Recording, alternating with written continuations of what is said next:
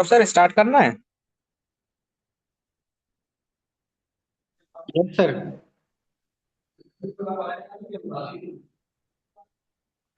Okay sir.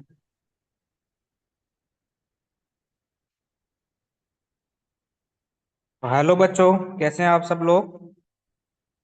I think सभी अच्छे होंगे और प्रिपरेशन कर रहे होंगे।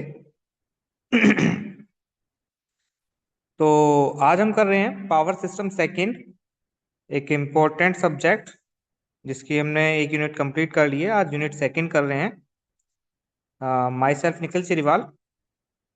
तो चलिए करते हैं आज के लेक्चर को start.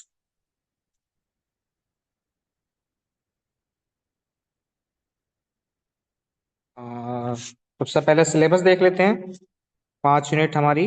First unit fault analysis in power system, जो कि हमने 2 पार्ट में कंप्लीट की थी, जिसके अंदर कुछ डेरिवेशंस थे और न्यूमेरिकल्स थे। जैसा कि मैंने पहले ही कहा है, पावर सिस्टम 2 टोटली नहीं, 90% कह सकते हैं टोटली भी कि न्यूमेरिकल बेस्ड है।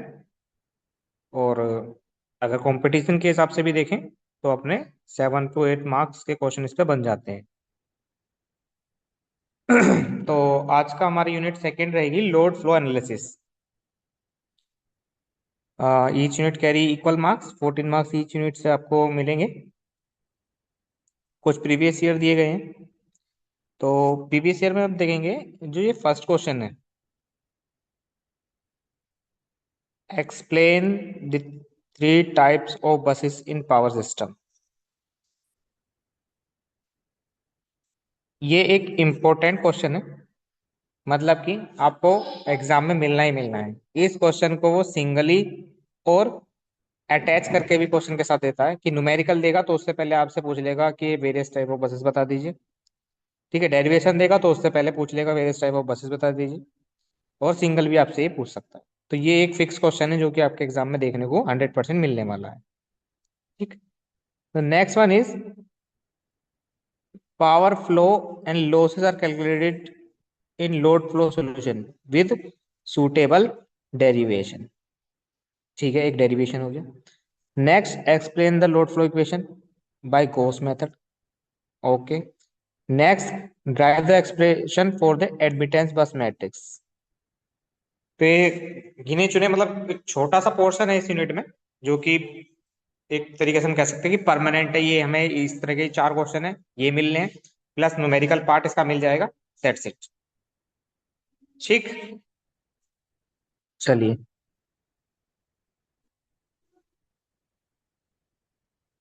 ओवरव्यू देख लेते हैं आज का कुछ फ्लो डायग्राम। सबसे पहले बस की बात करेंगे, what is bus and types of buses. Next, admittance matrix बनाना सीखेंगे। ठीक। फिर लोड फ्लो इक्वेशन होगी, उसका डेरिवेशन देखेंगे। एंड लास्ट करेंगे Gauss Seidel Newton Raphson methods. कुछ न्यूमेरिकल्स हैं इसके अंदर। तो चलिए करते हैं आज का लेक्चर स्टार्ट। और वन मोर थिंग, मैं पहले ही कह रहा हूँ कि न्यूमेरिकल बेस्ड सब्जेक्ट है। अगर आप पढ़ रहे हैं तो आई थिंक या पेन पेपर साथ में और एक कैलसी जरूर ले लीजिएगा। बिना कैलसी के इसका कोई मतलब नहीं है कि आप इस लेक्चर को देख रहे हैं। एक आध डाटा की वैल्यू तो आपको कैलसी सॉल्व करके देखनी पड़ेगी, वरना अंदर से कॉन्फिडेंस नहीं आएगा कि ये क्या चल रहा है। ठीक है, ये मेरी रिक्वेस्ट है। अगर पॉसिबल हो, किसी दूसरे का फोन लेके या कैलसी साथ में रख सकते हैं, साइंटिफिक कैलकुलेटर। ठीक है। और मैंने बोला था आपसे कि आप कैलसी चलाना सीखिए, इस वैल्यू को चेंज करना सीखिए, कैसे कैसे कैलकुलेट करते हैं, क्योंकि हमारी वैल्यू इमेजनरी वैल्यू थी कुछ। ठीक है। इमेजनरी वैल्यू को कैलसी में सॉल्व करना थोड़ा सा एक टिपिकल सा टास्क है। तो एक यूट्यूब से पहले उसको देखना पड़ेगा, अगर जिसे आता है बहुत अच्छी बात है। बट एक टिपिकल टास्क तो है कैलसी में, एक हमारी कॉम्प्लेक्स नंबर सोल्व करना, मतलब इमेजनरी नंबर को सोल्व कैलकुलेशन करना। चलिए तो लेक्चर करते हैं start. Load flow analysis in power system network. ठीक है, लोड फ्लो एनालिसिस की बात कर रहे हैं। तो जैसे कि हमें पता है, लोड फ्लो एनालिसिस का मतलब हमें अपना पावर फ्लो एनालिसिस ही करना है। मतलब पावर कैसे जा रही है, क्या क्या पावर में हम एनालिसिस कर सकते हैं। ठीक है। अब पावर का बिहेवियर हमें देखना है। पावर के हम अंदर हमें उसका वोल्टेज, उसका magnitude, current magnitude, reactive power, active power, losses, ये सब हमें उसके अंदर मेजर करना है। यही हमारा पावर फ्लो एनालिसिस है। ठीक है, देखते हैं क्या लिखा है। इसने लिखा है load flow analysis also known as power flow analysis, okay, is a study of steady state behavior of power system network under a given set of operating condition। एक स्टेडी स्टेट बिहेवियर है, मतलब कि एक constant behaviour होगा किसी भी का, temporary नहीं, परमानेंट कोई बिहेवियर अंडर ऑपरेटिंग कंडीशन। ठीक है, चलिए। It involves calculating the voltage magnitude, ठीक है, पहले वोल्टेज मैग्नीट्यूड ढूंढ रहे हैं, फेज एंगल ढूंढ रहे हैं एट ईच बस, हर बस की, as well as active reactive powers ढूंढना है थ्रू द ट्रांसमिशन लाइंस। ये हमारा इस पावरफुल एनालिसिस में काम रहेगा। जैसे कि आप देख पा रहे होंगे लोड फ्लो होगा, तो लोड फ्लो में हमें क्या मिला, बस डाटा मिला है, लाइन डाटा मिला है, जनरेटेड डाटा मिला है। इसकी मदद से हम क्या ढूंढ रहे हैं, voltage magnitude, angle, reactive active powers, current flow and losses, सब हमें फाइंड करने हैं। यही हमें करना है अपने लोड फ्लो एनालिसिस के अंदर, इस यूनिट के अंदर।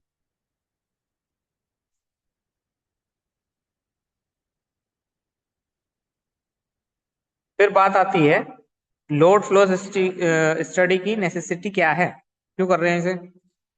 तो सीधी सी बात है, नेसेसिटी की बात कर रहा है अगर, नेसेसिटी की बात कर रहा है अगर, तो इंफॉर्मेशन मिल रही है हमें सीधी सीधी।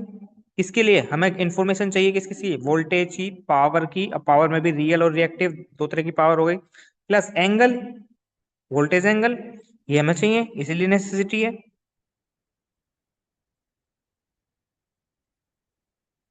अब इसकी मदद से हम क्या करेंगे, अपने सिस्टम को इफिशिएंसी इंप्रूव कर सकते हैं। ठीक है ना।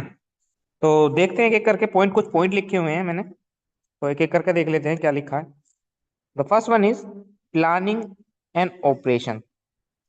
प्लानिंग एंड ऑपरेशन क्या है, अगर पहले से हम प्लानिंग करके चल रहे हैं, अपने पावर सिस्टम के बारे में पहले से प्लानिंग करके चल रहे हैं कि कितना एफिशिएंटली ये काम करेगा, ठीक है, इस ऑपरेशन से हमें कितनी इसकी लिमिट होगी, तो ये चीज जरूरी है पावर फ्लो स्टडी में। तो लिखा है load flow studies help in planning and operations operating power system efficiently, ensuring that system can meet the demand without violating voltage and thermal limit। अगर प्लानिंग ऑपरेशन हमारी सही है, तो जो हम डिमांड प्रोवाइड कर पा रहे हैं, डिमांड की तरफ अपना फ्लो करवा रहे हैं, वो विदाउट वोइलेटिंग वोल्टेज, मतलब कि फ्लक्चुएशन के बिना हम प्रोवाइड कर पा रहे हैं, और थर्मल लिमिट हमारी, मतलब जो टेम्परेचर होगा, जो लोड होगा वो ज्यादा अगर हो जाता है तो उसे भी हम लिमिट कर सकते हैं। Second one is voltage profile. Voltage profile अगर अच्छी रहेगी, तो जो हमारे इक्विपमेंट हैं उनकी फंक्शनिंग अच्छी रहेगी। ठीक है, और मेंटेन भी कर सकते हैं हम इसमें। It help in maintaining the voltage profile with in acceptable limits. ठीक है, नेक्स्ट ट्रांसमिशन लाइन लोडिंग। अगर ट्रांसमिशन लाइन की लोडिंग की अगर बात करें, तो लोडिंग इस तरीके से होनी चाहिए कि हमारे इक्विपमेंट खराब ना हो, इक्विपमेंट सेफ होने चाहिए, डैमेज ना हो जाए।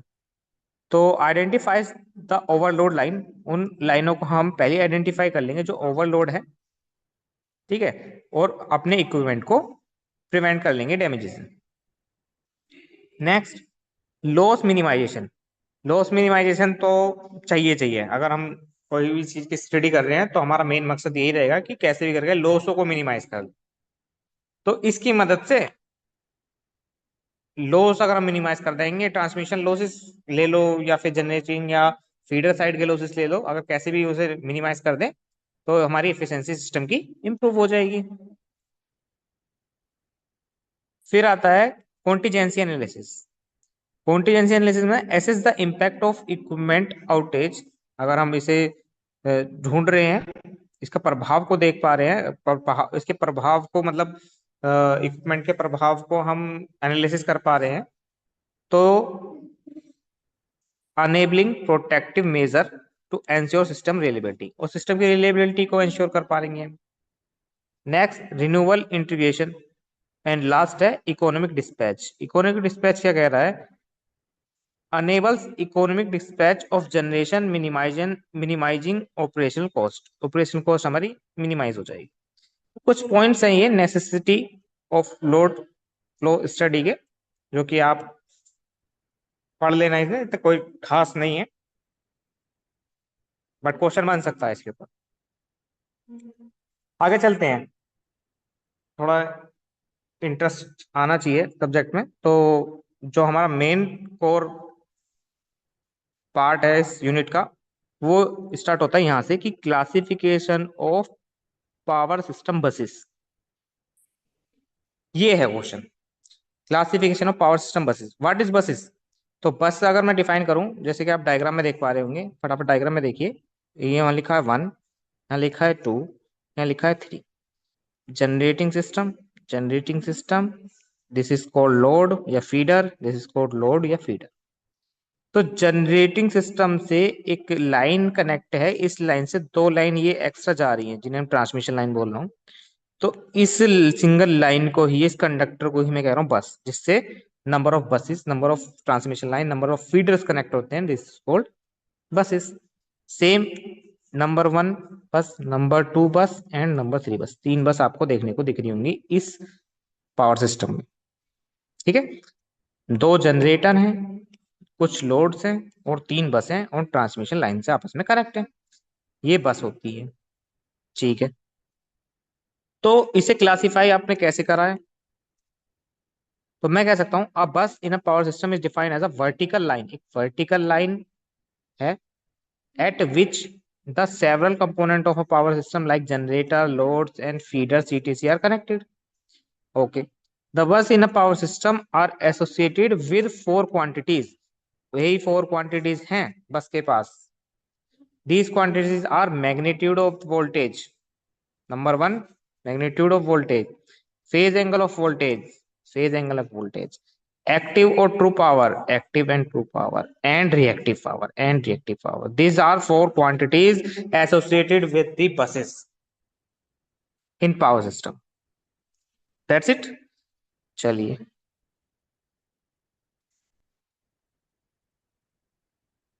in the load flow studies, 2 variable are known and 2 are be determined. अगर मैं लोड फ्लो में स्टडी कर रहा हूँ, तो इसके अंदर जो बसेस हैं, बसेस के अंदर मेरे पास 4 क्वांटिटी आप मैंने बताई। क्या था? पी, वी, क्यू और डेल्टा, है ना? Voltage, active power, reactive power end voltage angle, ये 4 वैल्यू है मेरे पास। ठीक है, जिनमें से 2 नोन होंगी एंड 2 अननोन होंगी, 2 नोन्स एंड 2 अननोन है, जिन्हें हमें डिटरमाइन करना है। Depends on quantity to be specified, the buses are classified to 3 categories.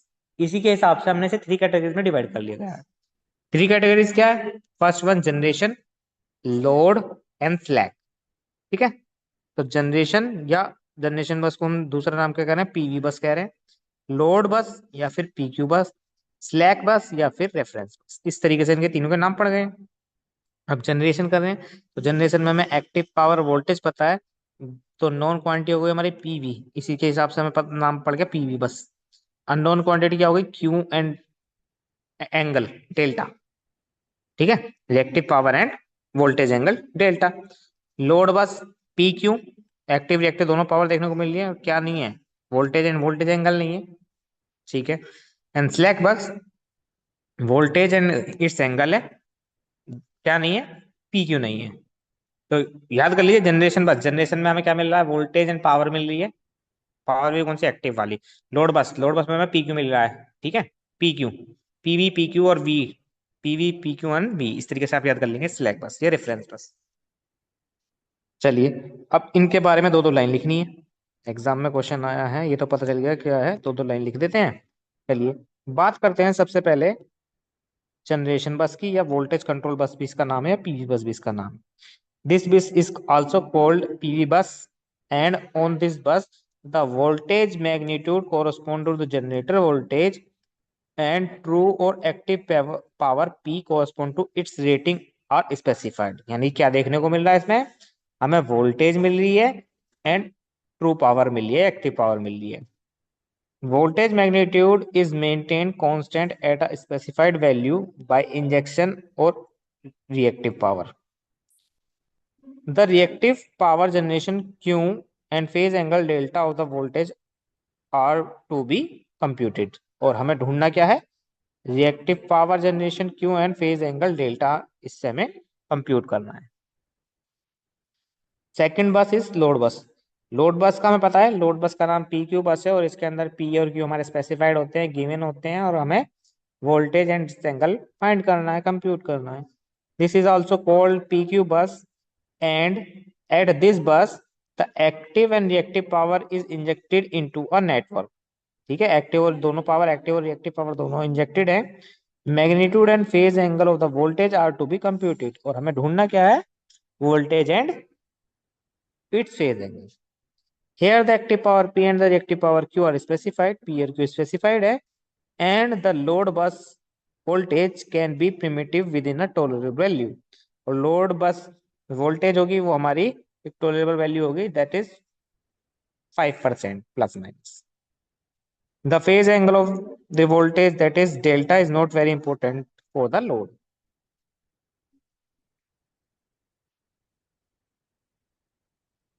Next और लास्ट, स्लैक। स्लैक बस को स्विंग बस और रेफरेंस बस भी कह रहे हैं। Slack bus in a power system absorb or emit the active and reactive power from the power system। ठीक है, क्या कह रहा है? स्लैक बस इन पावर सिस्टम एब्जॉर्ब एमिट करता है, या तो निकालता है या लेता है एक्टिव और reactive power in the form. The slack bus does not carry any load, इस पे कोई लोड नहीं होगा। अगर स्लैक बस है तो वहां कोई लोड नहीं हो सकता। At this bus the magnitude and phase angle of the voltage are specified, और इस बस पे हमें voltage and its phase angle specified होता है। The phase angle of the voltage is usually set equal to 0, और जिसे हम कितना लेते हैं फेज एंगल को? Usually 0, and voltage will be 1 अगर रेफरेंस बस मान के चल रहे हैं तो। The active and reactive power of this bus is usually determined through the solution of equation, और इसके लिए एक्टिव एंड रिएक्टिव पावर हमें फाइंड करनी है। The slack bus is a fictional concept in load flow studies and arises because the I square R losses। एक fictional concept है जैसे कि ये, और ये किसकी वजह से प्रोड्यूस हुआ है? लॉसेस की वजह से, वो भी कौन से loss? I square R loss की वजह से। ठीक है, therefore the total injected power can not be specified at every bus. तो टोटल इंजेक्टेड पावर हम किसी भी बस की नहीं निकाल पाएंगे। तो ये हमारी 3 बसेस थी जो हमें देखने को मिलेंगी पावर सिस्टम में। नेमलिंग हो गए हमारे पीवी, पीक्यू एंड स्लैक बस। ठीक, चलिए आगे बढ़ते हैं। बस एडमिटेंस मैट्रिक्स। बस एडमिटेंस मैट्रिक्स। अब मैट्रिक्स की अगर हम बात करें तो मैथ का टॉपिक है, ठीक है। मैथ लगनी है थोड़ी बहुत, ओके। मैथ ही लगानी है और बहुत सिंपल सी मैथ होगी, और कैलकुलेशन की टेंशन नहीं है, कैलसी हमारे पास रहेगी। तो मैट्रिक्स यहाँ पे 2 तरह की देखने को मिलेंगी आपको पावर सिस्टम के अंदर को। एक को हम कह रहे हैं इम्पीडेंस मैट्रिक्स, एक को कह रहे हैं एडमिटेंस मैट्रिक्स। तो अपना काम बनने वाला एडमिटेंस मैट्रिक्स है, तो हम एडमिटेंस मैट्रिक्स पढ़ेंगे। अगर इम्पीडेंस पूछेगा तो एडमिटेंस और इम्पीडेंस में हमें पता ही है एक दूसरे के इन्वर्सली होते हैं, एडमिटेंस को इम्पीडेंस में चेंज कर देंगे, दैट्स इट। ठीक है, तो अगर मैं बात करूं ओम्स लॉ की, तो ओम्स लॉ से क्या, ओम्स लॉ क्या कहता है? V is equals to I R. मैं अगर जेड आई लिख दूं कोई दिक्कत? जेड यहाँ पे इंपीडेंस है, आर की जगह जेड लिखा है इंपीडेंस, ठीक है। तो अगर मेरी इक्वेशन इस फॉर्म में लिखी है या मुझे वी फाइंड करना है, तो मैं इस इक्वेशन को इस फॉर्म में लिख सकता हूँ। तो यहाँ पे मेरे क्या यूज होगा? नंबर ऑफ बसेस की वजह से यहाँ पे मेरी मैट्रिक्स जनरेट हो जाती है, नंबर ऑफ इक्वेशन जनरेट होती है, जिन्हें मैं मैट्रिक्स फॉर्म में लिख लेता हूँ। और मैट्रिक्स फॉर्म में लिखने के बाद अगर वो फॉर्म इस टर्म में होगी, मतलब इस फॉर्म में होगी वी और जेड आई की फॉर्म में, तो जो मेरी मैट्रिक्स बनेगी वो मेरी होगी इम्पिडेंस मैट्रिक्स। बट मुझे पता है इम्पिडेंस और एडमिटेंस एक दूसरे के इनवर्सली प्रोपोर्शनल होते हैं। तो जेड की जगह अगर मैं लिखूं admittance 1/y, Z equals to 1/y, जो कि मेरा एडमिटेंस कहा जा रहा है यहाँ पे y को। ठीक है, तो यहां से मेरी नई इक्वेशन निकल कर आएगी I equals to Y V. This is my equation. इसके अंदर क्या देखने को मिल रहा है? एडमिटेंस देखने को मिल रहा है। तो यहां से जो मैट्रिक्स मेरी निकल के आएगी वो मेरी एडमिटेंस मैट्रिक्स बन गई। चलिए देखते हैं। इन पावर सिस्टम, बस admittance matrix represent the nodal admittance of the various buses. ठीक है, बहुत सारे एडमिटेंस दिखा रहा होगा बसेस के। With the help of transmission line, each bus connected with the various other buses. बहुत सारी बसेस ट्रांसमिशन लाइन से कनेक्टेड है आपस में, बहुत सारी बसों से एक दूसरे से कनेक्ट होंगी। इसकी कुछ एडवांटेज है एडमिटेंस मैट्रिक्स बनाने की। क्या है? Data preparation of the bus admittance very simple. जो डाटा हमारा इससे कलेक्ट किया जा रहा है वो वेरी सिंपल हमें देखने को मिल रहा है। And the formation of the bus matrix easy. The bus admittance matrix is space matrix, thus the computer memory requires less. ठीक है, कम मेमोरी की यूज पड़ रही है, इजी कैलकुलेशन हो रहा है और सिंपली हम इसे मॉडिफाई कर सकते हैं। तो कुछ इस फॉर्म में आपको देखने को मिलेगी। मान लीजिए नंबर ऑफ करंट्स हैं I1 I2 dot dot dot IN तक करंट पेर जा रहे हैं, और इसी तरीके से कुछ एडमिटेंस निकल के आएंगे। जैसे कि अब मैट्रिक्स होती है, एड्रेस के हिसाब से लिखते हैं Y11 Y12 Y13 14 15 1n। इसी तरीके से Y21 Y31 Y41 YN1, और ये डायगोनल हो जाएगा 1 1 2 2 3 3 4 4 5 5, इस तरीके से ये। या फिर शॉर्ट फॉर्म में I is equals to Y matrix V लिख सकते हैं इसे। ठीक,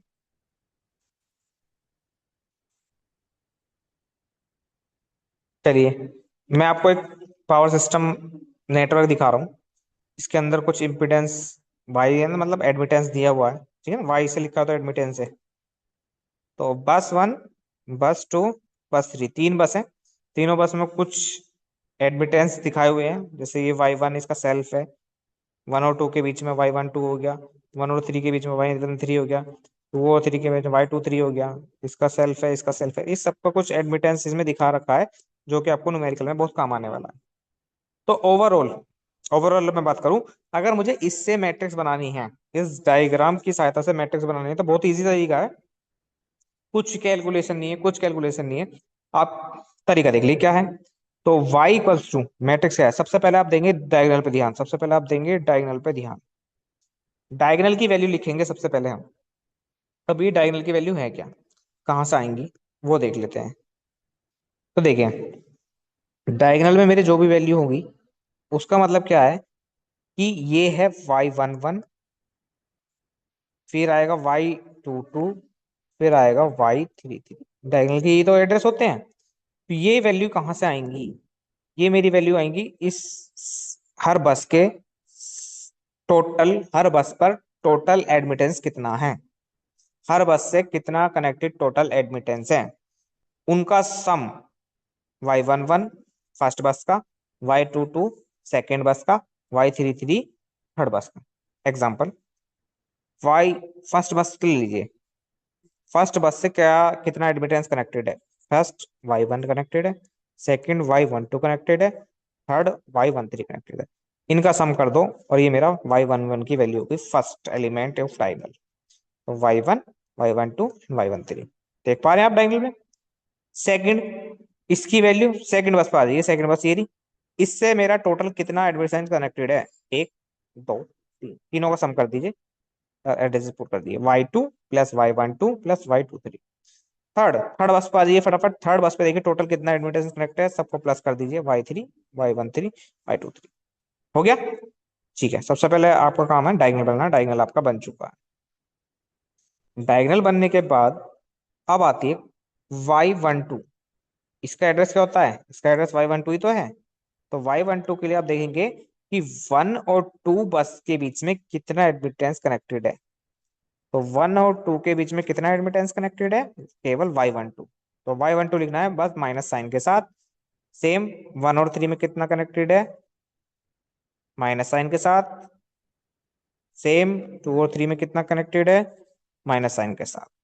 ऐसी 1 और 2 में कितना कनेक्टेड है, 1 और 3 में कितना कनेक्टेड है, 2 और 3 में कितना कनेक्टेड है, सब माइनस साइन के साथ एज इट इज आपको लिखना है। आपकी मैट्रिक्स वाई बस मैट्रिक्स तैयार हो जाएगी। ये इसके शॉर्ट फॉर्म होती है। अब बाई चांस पर डेरिवेशन आ गया कि कैसे हम फॉर्मेशन करते हैं वाई बस मैट्रिक्स, तो उसे देख लेते हैं। ये आया कैसे, नोडल एनालिसिस लगानी है। तो डेरिवेशन के लिए मैंने यहाँ पे एक बनाया हुआ है, एक जनरेटिंग सिस्टम बनाया हुआ है पावर सिस्टम का, जिसके अंदर आप देख पा रहे होंगे 4 बसें, कुछ जनरेटर हैं, कुछ लोड्स हैं और ट्रांसमिशन लाइन है। ठीक है, 1 2 3 4 4 बसेस हैं, 4 जनरेटर हैं, G1 G2 G3 G4। ठीक है, ट्रांसमिशन लाइन ऐसे ऐसे कनेक्टेड कर रही है सब बसों को आपस में। तो इसका अगर मैं डायग्राम बनाऊं, रिएक्टिव डायग्राम, तो रिएक्टिव डायग्राम क्या होगा, कुछ देखिए कि ट्रांसमिशन लाइन पाई मॉडल में कनेक्टेड कर रखी है मैंने। तो पाई मॉडल में क्या होता है, ये है ना, ट्रांसमिशन लाइन का सारे पाई मॉडल आपको देखने को दिख रहे होंगे। तो ये जो शंट कैपेसिटेंस है नेग्लेक्ट कर लेते हैं, शंट कैपेसिटेंस को कर देते हैं नेग्लेक्ट। तो शंट कैपेसिटेंस को कर दीजिए आप सब नेग्लेक्ट। अब देखिए, एक एक करके इसे आप एज्यूम कर लेंगे कि ये चीज है ही नहीं, यहाँ पे ये है ही नहीं। तो अगर बस वन की बात करेंगे, तो बस वन पर अगर मैं नोडल एनालिसिस लगाता हूँ तो कैसे लगेगा, इसका सेल्फ, इससे इसका कनेक्शन है और इससे इस पे वोल्टेज डिफरेंस निकल के आएगा। तो 1 से 2, 1 से 3 एंड इसका सेल्फ। तो नोडल एनालिसिस लगा रहा हूँ एट बस वन, एट बस वन नोडल एनालिसिस लगा रहे हैं। तो ध्यान से देखिएगा, अप्लाई किरचॉफ करंट लॉ, या फोर नोड्स पे किरचॉफ करंट लॉ लगा लीजिए, नोडल एनालिसिस कर दीजिए इसे, है ना।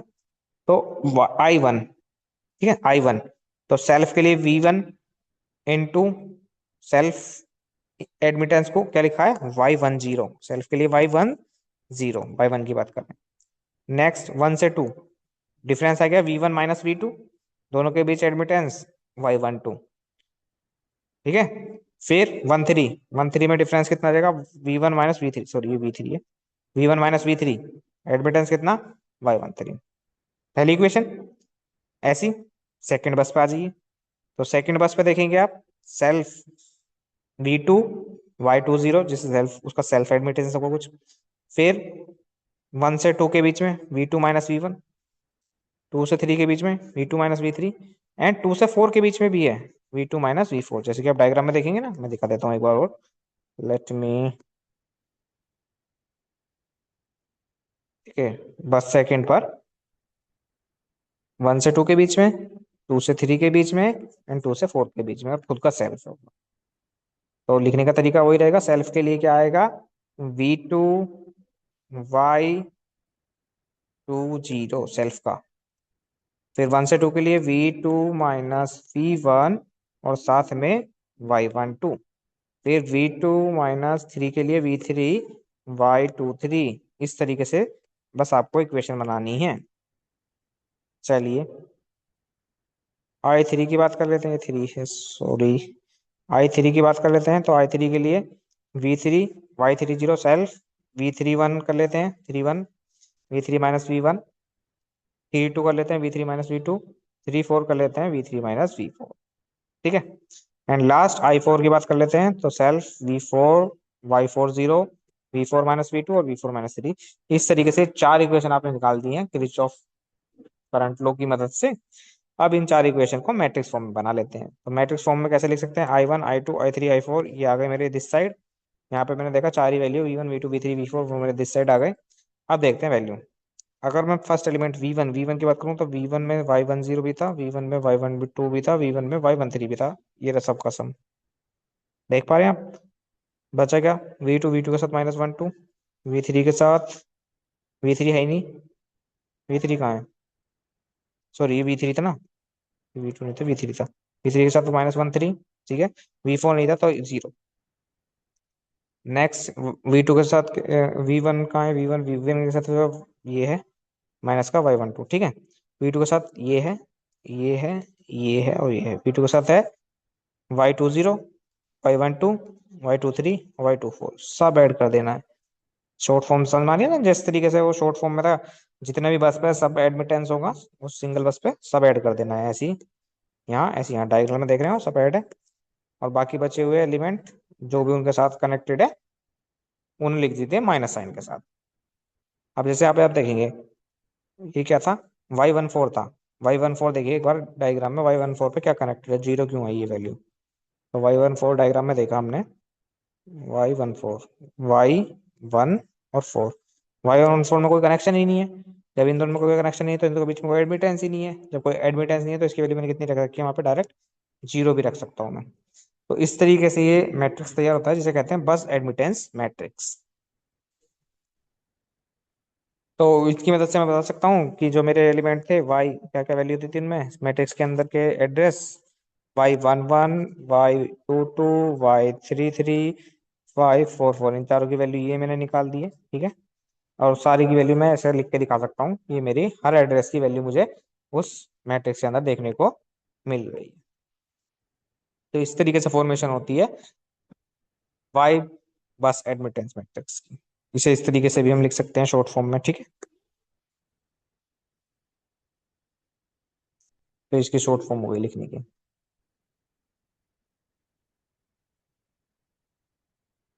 चलिए बहुत देर हो गई थोड़ा पढ़ते हुए, एक न्यूमेरिकल की ओर पढ़ते हैं। ये सेम न्यूमेरिकल आपको पेपर में देखने को मिलेगा इस बार भाई, 101% पेपर में इस तरीके का न्यूमेरिकल आपको देखने को मिलेगा। देखिए देता क्या है क्वेश्चन में, बहुत सिंपल है। कैलसी अगर आपके पास हो निकाल लीजिएगा, वरना भाई स्क्रीनशॉट लेके कैलकुलेशन करके देख लेना, तो आपकी भी कैलकुलेशन यही आ रही है या नहीं आ रही। क्वेश्चन है form Y bus for given network direct inspection method. एक वाई बस बनानी है आपको इस नेटवर्क से जो आपको डाटा दिया है। अब जो डाटा दिया हुआ है, इसने एक बस दे दिया आपको बना के, चार बसेस इसके अंदर, ठीक है। कनेक्शन उनका दिखाई रखा है उसने। तो डाटा ये है आर और एक्स।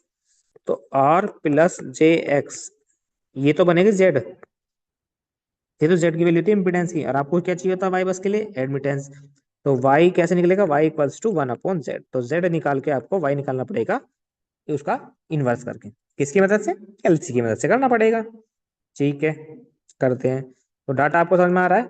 डाटा मैं बता देता हूँ किस तरीके से डाटा आपको दिया हुआ है।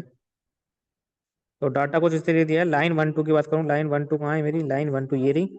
इसके बीच में रिएक्टेंस और रेजिस्टेंस दे रखा है, यानी कि इम्पिडेंस इतना है। 1 3 के बीच का इम्पिडेंस इतना है, 1 4 का, 2 4 का एंड 3 4 का, सबके बीच का इम्पिडेंस दिया हुआ है। बट एडमिटेंस ये है क्योंकि हमें बनानी है वाई बस। और वाई बस बनाना हम इजीली है। क्या कैसे बनाते हैं वाई बस, अगर सबसे पहले डायगोनल वाले एलिमेंट बनाने हैं, उसके बाद उसके आसपास वाले एलिमेंट बनाने हैं। डायगोनल वाले एलिमेंट कैसे बनेंगे, बस वन की बात करेंगे तो बस वन से जितने भी कनेक्टेड होंगे सब प्लस कर दो, टू से जितने सेकंड की बात करेंगे, ठीक है। तरीका वही रहेगा। चलिए देखते हैं।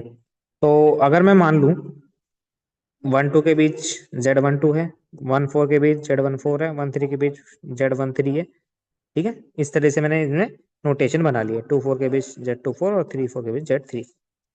तो बट मुझे तो चाहिए Y12।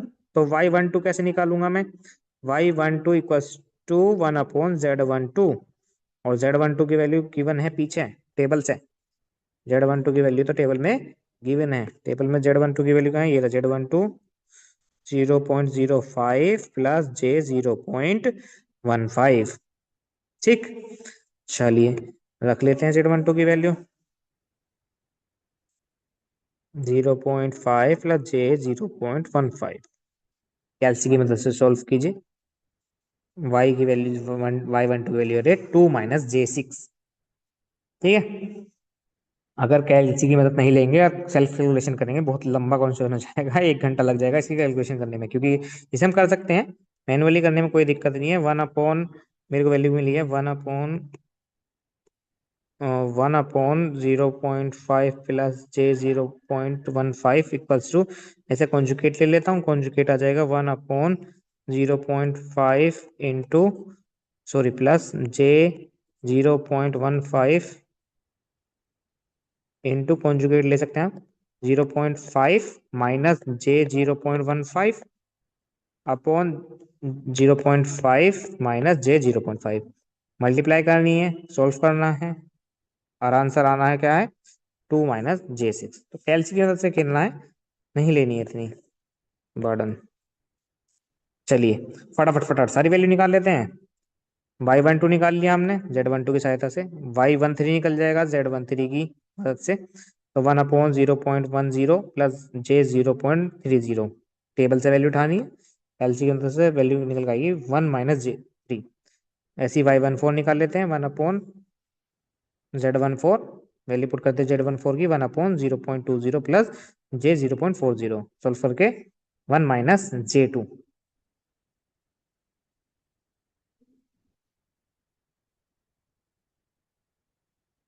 फटाफट सारी वैल्यू निकाल लेते हैं। Y23 1 - J3 निकल के आएगी सॉल्व करने के बाद। Y34 2 - 6J निकल के आएगी। Y11 हमें पता है, Y1 क्या, तो सबका सम कर देते हैं भैया, Y12 Y13 Y14 सबका सम करके कितना आ रहा है, Y12 की value 2 - 6J, Y14 1 - 2J, Y13 1 - 3J, 2 1 1 4 6 2 3 11, ठीक है, 4 - J11। Y22 सबको ऐड कर देते हैं, ये आ रही है 3 - J9। चलिए Y33 सबको ऐड कर देते हैं, Y34, तो 3 - 9J और 4 वाले सारे ऐड, 4 - J11, ठीक है। Y12 कैसे निकलता है, माइनस का Y12, Y13 माइनस का 14, Y24 माइनस का 24, जो कि इनके अपोजिट की वैल्यू होती है, 21 की भी यही आएगी, 31 की भी यही आएगी, एंड 42 की भी यही। सारी वैल्यू इजीली फाइंड हो जाएंगी। सबको मैट्रिक्स में आपको रखना है, रख दीजिए। मैट्रिक्स क्या होती है, सबसे पहले डायगोनल वाली value Y11 Y22 Y33 Y4, ठीक है। फिर ये Y12 Y13 Y14 सेम, 21 31 41, ठीक है। ये क्या है, 23 32 24 42, सारी वैल्यू एज इट इज यहाँ पे पुट कर दीजिए और आपकी वाई बस मैट्रिक्स तैयार। तो ये क्वेश्चन है 10 मार्क्स के लिए, जो फिक्स है आना। डायग्राम चेंज होगा बट प्रोसेस सेम रहेगा। डायग्राम में अब आपको क्या चेंज देखने को मिलेगा, जैसे कि यहाँ पे टेबल देखने को आपको मिल गई है, वो टेबल ना देके डायग्राम पे ही डायरेक्ट वैल्यू दे देगा। अगर ये वैल्यू आपको टेबल ना देके डायरेक्ट वैल्यू दे देगा तो भी आपको करना यही काम होता है। चलिए नेक्स्ट क्वेश्चन की ओर बढ़ते हैं।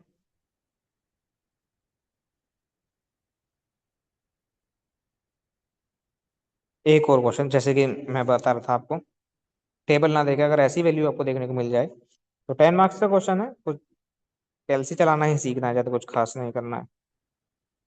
क्या बोल रहा है, form the element of Y bus for a below network admittance between node 1 2, node 1 2 में दे रखा है इतना है, बिटवीन नोड 2 3 में 0.0125 प्लस जे 0.025 है, बिटवीन नोड 1 3 में 0.01 प्लस जे 0.03 है। Assemble the Y bus and obtain the impedance matrix. Y bus assemble करो और जेड बस उससे बना कर दिखाओ। दे दिया ना अच्छा क्वेश्चन, पहले वाई बस बनाओ फिर जेड बस बनाओ, 10 मार्क्स ले जाओ। वो सिंपल है। एक डायग्राम आपको गिवन ही है, ये रहा। एडमिटेंस आपने लिख लिए सबके, ये इस तरीके से दे रखे हैं। तो 3 बाई 3 की मैट्रिक्स बननी है, कोई ज्यादा टफ काम होगा नहीं क्योंकि 3 बस है। चलिए फटाफट बना लेते हैं, वैल्यू निकाल लेते हैं। हमें Y12 गिवन है ये रहा, Y23 गिवन है ये रहा, Y13 गिवन है ये रहा, ठीक है। अब हमें पता है जो डायगोनल निकलना उसमें क्या होता है, सम होता है। तो Y11 की वैल्यू होगी, तो 1 2 और 1 3 प्लस कर लेते हैं, तो 1 2 और 1 3 प्लस कर लेते हैं, ये कितना हो गया 0.02 और 0.01 0.03 हो गया, और J 0.04 और J 0.03 0.07 हो गया, ठीक है। Y22 की बात कर लेते हैं, तो 1 2 और 2 3 प्लस कर लेते हैं, तो 1 2 और 2 3 प्लस करके ये कितना बैठ रहा है मेरा, 0.0325 और J 0.065। एंड Y33 निकाल लेते हैं, 33 वाली वैल्यू सारी प्लस कर लेते हैं, तो ये मेरा कितना हो गया 0.0225 और J 0.55, ठीक है। Y12 कैसे निकलता है, -of Y12, 2 1 भी सेम ही होता है, Y13 और Y31 भी सेम होता है, और Y323 और Y32 भी सेम होता है। सारी की सारी वैल्यू एज इट इज रखनी है टेबल में, मैट्रिक्स में सॉरी, रख दीजिए मैट्रिक्स में।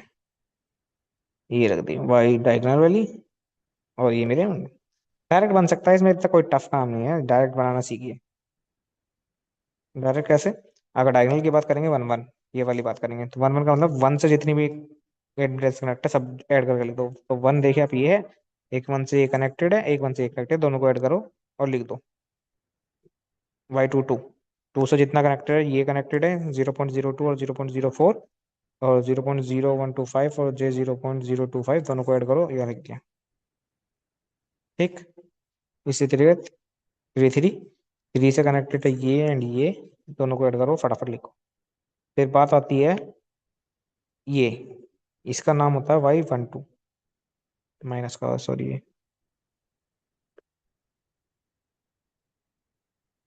Y12 कैसे निकलेगा, ये दिख रहा है आपको, Y12 माइनस साइन के साथ, Y21 माइनस साइन के साथ। ठीक है, तो इस तरीके से आपको ये वैल्यू इसमें फिट करनी है मैट्रिक्स में। नेक्स्ट, अगर मुझसे इम्पीडेंस मैट्रिक्स बनानी हो, इम्पीडेंस मैट्रिक्स भाई, अभी ये पिछले क्वेश्चन में इम्पीडेंस दे रखा था तो एडमिटेंस निकाला था, अब यहाँ पे एडमिटेंस दे रखा था, इम्पीडेंस निकाल लीजिए इसका इन्वर्स करके, फटाफट फटाफट करिए इसका इन्वर्स। 1/0.02 प्लस J 0.04 को इन्वर्स कर लीजिए कैलसी की मदद से, तो ये मेरे निकल कर आ रहा है माइनस का 16.66 प्लस J 3.33.33। सारी वैल्यू का इन्वर्स करके एडमिटेंस में चेंज कर लीजिए और एज इट इज पुट कर दीजिए फटाफट इसे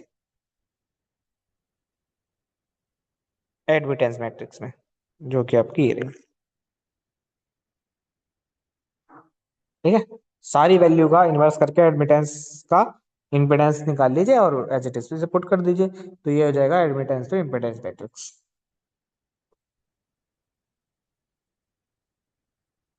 ठीक है, तो आई रिक्वेस्ट यू तो इन क्वेश्चन को आप जरूर करके देखिएगा। ठीक है, खुद से करेंगे तो ही कॉन्फिडेंस आएगा, और इजी है।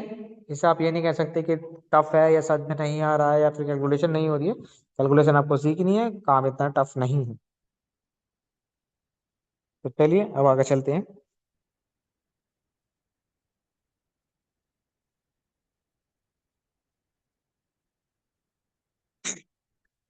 हाँ, कुछ डेरिवेशंस हैं जो कि रिपीट हो रहे हैं बहुत बार से, तो एक बार डेरिवेशन देख लेते हैं। थोड़ा टफ लगेगा, समझने की कोशिश कीजिएगा। First derivation is static load flow equation for power system network. ठीक है, और पावर सिस्टम नेटवर्क में इसमें ऐड क्या करेगा, four nth buses, number of buses. ठीक है, इस तरीके से ऐड करते हैं। तो अगर मैं बोलूं, एक सिंपल मैंने एक पावर सिस्टम नेटवर्क लिया है यहाँ पे, जिसके अंदर आप देख पा रहे होंगे चार बसेस कनेक्टेड है, 1 2 3 एंड 4, चार बस कनेक्टेड। ठीक है, दो साइड जनरेटर हैं, कुछ फीडर्स हैं या फिर लोड है, ट्रांसमिशन लाइन। तो इसी तरीके से एक एन नंबर सिस्टम भी हो सकता है, एन नंबर बसेस वाला सिस्टम भी हो सकता है। अब उस एन नंबर सिस्टम में से हम जरूरी नहीं एन नंबर ले, कुछ गिनी चुनी अपनी जितनी हमारी काम की बसेस है उतनी बस हम ले लें। तो ये डेरिवेशन की स्टार्टिंग यहीं से है, कोई एन नंबर सिस्टम होगा जिसके अंदर से हमने आई बस ले रखी है या आई काम करने वाली बस ले रखी है, तो यही हमारा डेरिवेशन की स्टार्टिंग है। मैं कह रहा हूँ कि टोटल बसेस कितनी है, एन नंबर, और कंसीडर कर रखी है केवल उसके अंदर से हमने आई बस। ठीक है, तो कुछ पार्ट हमने उसके अंदर से कंसीडर करा है।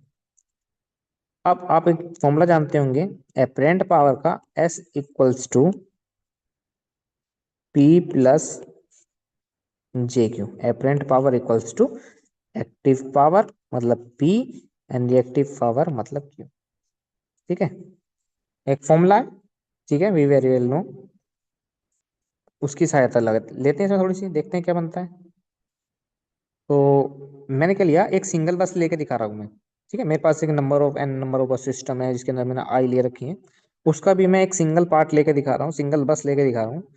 एक बस है यदि, कुछ जनरेटर इससे कनेक्टेड होंगे। ठीक है, कुछ डिमांड, जो पावर हमसे मतलब दे रहे हैं, डिमांडिंग पावर दे रहे हैं, कुछ ट्रांसमिट कर रहे हैं आगे। ठीक है, जनरेशन हो रहा है पावर का, डिमांड को दी जा रही है, फीडर्स को दी जा रही है, एंड कुछ जनरेशन को दी जा रही है, मतलब ट्रांसमिशन के लिए भेजी जा रही है। तो अगर मैंने जनरेटिंग पावर को नाम दे रखा है SGI, एपरेंट पावर, ठीक है, SGI जनरेटिंग, और डिमांड वाली पावर को मैंने SDI नाम दे रखा है। ठीक है, तो ट्रांसमिशन लाइन को मैं कह रहा हूँ S। ठीक है, जो बची पावर मेरी जो ट्रांसमिट कर रहा हूँ मैं, तो क्या मैं लिख सकता हूँ SI जो ट्रांसमिटिंग पावर है वो SGI generating power minus distributing power के इक्वल होगा, है ना। इसमें से ये माइनस कर दूंगा तो मेरी कौन सी पावर देखने को मिलेगी मुझे? ट्रांसमिशन वाली पावर, ऑब्वियसली, है ना? ठीक है, चलिए। अब मैं जानता हूं कि एस इक्वल्स टू क्या होता है, पी प्लस जे क्यू। तो एस आई को क्या लिखा मैंने, P I plus J Q आई। ठीक। ऐसी एस जी आई को मैंने लिखा पी जी आई प्लस जे क्यू जी आई। ठीक है। माइनस एस डी आई को लिखा मैंने P D I plus J Q D आई। ठीक है। इसमें से मैं क्या कर सकता हूँ, रियल पावर और रिएक्टिव पावर दोनों को अलग कर लेना। पी जी आई और पी डी आई को मैंने एक साथ कर लिया, और Q G I Q D I को मैंने एक साथ कर लिया। ठीक है। चलो, रियल पार्ट इमेजिनरी पार्ट अलग अलग हो गया। बट वी नो, एक चीज और जानते हैं हम, पावर को तो इस तरीके से लिख सकते हैं ना, एपरेंट पावर को तो इस तरीके से लिख सकते हैं, S equals to V conjugate I. ये भी तो एपरेंट पावर का ही फॉर्मूला है। ठीक है। तो यहां से मैं लिख सकता हूँ ये जो P plus J Q I, P I plus J Q आई, से लिख सकता हूँ मैं we I I I conjugate. ठीक है। अब मैं यहाँ आई का तो कॉन्जुगेट लूंगा नहीं। आई का कॉन्जुगेट क्यों नहीं लूंगा, मेरे पास नंबर ऑफ बसेस है। नंबर ऑफ बसेस से इक्वेशन जो बनने वाली है, नंबर ऑफ इक्वेशंस बनने वाली है, और इक्वेशंस बननी है मेरी आई में ही, है ना? जानते हैं हम I equals to Y V. Equations तो मेरी आई में बनानी है मुझे, तो आई का तो मैं कॉन्जुगेट लूंगा नहीं। तो कॉन्जुगेट हटाने के लिए आई का, taking conjugate on both side, I का कॉन्जुगेट हटाने के लिए मैंने दोनों साइड फिर कॉन्जुगेट लिया। तो यहाँ से तो आई का कॉन्जुगेट कैंसिल, वी पे कॉन्जुगेट आ गया, और इधर मेरा हो गया P I plus J Q I का P I minus J Q I. कितनी बार समझ में आती है? ठीक है। बस यहाँ स्टार्ट हुआ और अब खत्म होने वाला है ये डेरिवेशन। कुछ नहीं करा है मैंने, बस दिखाया है कि सिंगल पावर जनरेटर से डिमांड पावर जा रही है और ट्रांसमिशन पावर जा रही है। ट्रांसमिशन पावर इक्वल्स टू हो जाएगी generating power minus distributive power या डिमांडिंग पावर, जो भी है मैंने, और एक फॉर्मूला लगा के दिखाया। Equation number first. ठीक है। इक्वेशन फर्स्ट में पहुंच गए, चलिए आगे चलते हैं।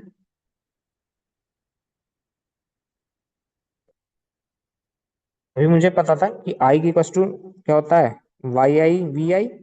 लेकिन नंबर ऑफ बसेस होने की वजह से Y I one V one, Y I two V two, note dot dot Y I N V N, इस तरीके से होगा। या इसे कैसे लिख सकते हैं, समेशन करके भी लिख सकते हैं ना।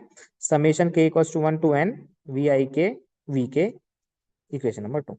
तो आई की वैल्यू में ये वाली पुट कर रहा हूँ फ्रॉम इक्वेशन फर्स्ट। जो P I plus J Q I था, उसमें V I conjugate as it is, और आई की वैल्यू मैंने पुट कर दी summation K equals to one to N Y I K V K. That's it. Okay. चलो, इतनी सी समझ में आती है। यहाँ पे थोड़ा चेंज देखते हैं। चेंज क्या है, जो मेरा वी आई क्या है, वी आई को मैंने क्या लिख सकता हूँ, कुछ एंगल मैग्नीट्यूड में चेंज कर लूँ ना। तो मैग्नीट्यूड वी आई और एंगल डेल आई, कॉन्जुगेट क्या होगा, V I minus angle del I हो जाएगा। वी के क्या लिखता हूँ, मैग्नीट्यूड और एंगल की फॉर्म में, वी के डेल के, और वाई आई के को मैग्नीट्यूड एंगल की फॉर्म में, वाई आई के और थीटा आई के। चलो, इस फॉर्म में लिख देते हैं इसे। तो मैंने क्या लिखा, P I minus J Q I as it is, magnitude angle की फॉर्म में, V I minus del I summation K equal to one to N Y I K angle theta I K V के angle del के, लिखा। अब यहाँ पे हमें पता है पी आई हमारा जो रियल पार्ट है और क्यू आई हमारा इमेजिनरी पार्ट है। और इन इतने सारे एंगल को एक साथ अगर ऐड करके लिख लेता हूँ, तो ऐड करके देख लेते हैं, या इसे इस तरीके से लिख सकता हूँ ऐड करके, P I minus J Q I equals to V I summation K equals to one to N Y I K V के एंगल सारे एक साथ लिख लिए मैंने, theta I K plus del I के माइनस डेल आई। ठीक है, ये माइनस से दोनों प्लस थे। अब इसे रियल और इमेजिनरी पार्ट में लिख देते हैं। तो रियल पार्ट को कैसे लिखते हैं, same V I summation K equals to one to N Y I K V के, रियल पार्ट के लिए कोस थीटा हो जाता है, और सेम इमेजिनरी पार्ट के लिए साइन थीटा हो जाएगा। तो ये जो मेरी इक्वेशन आती है, ये आती है static load flow equation for power system network. That's it, simple था, इतना कोई टफ काम नहीं है, इजीली कर सकते हैं आप।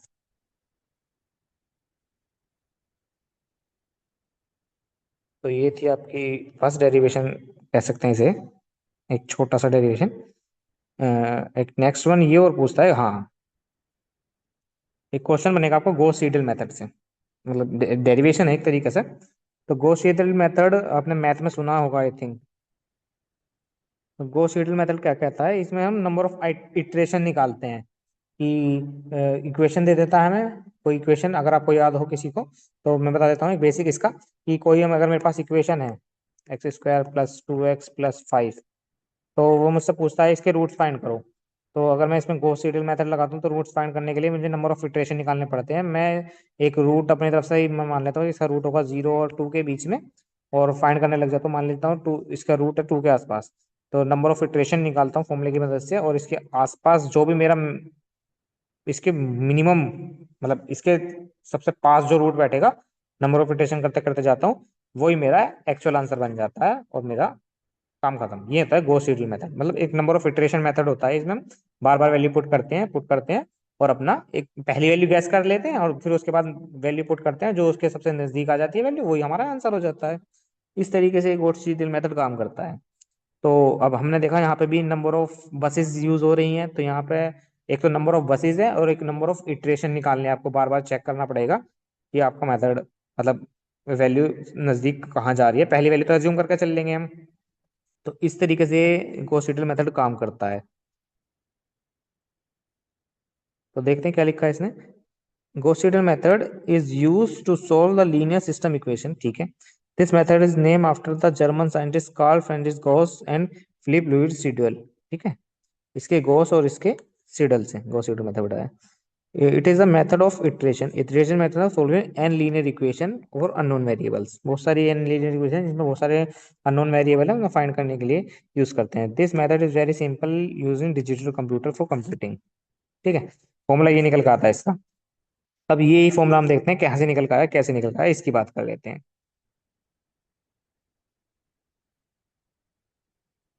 चलिए फिर से नंबर ऑफ, पुराना प्रोसेस देते हैं।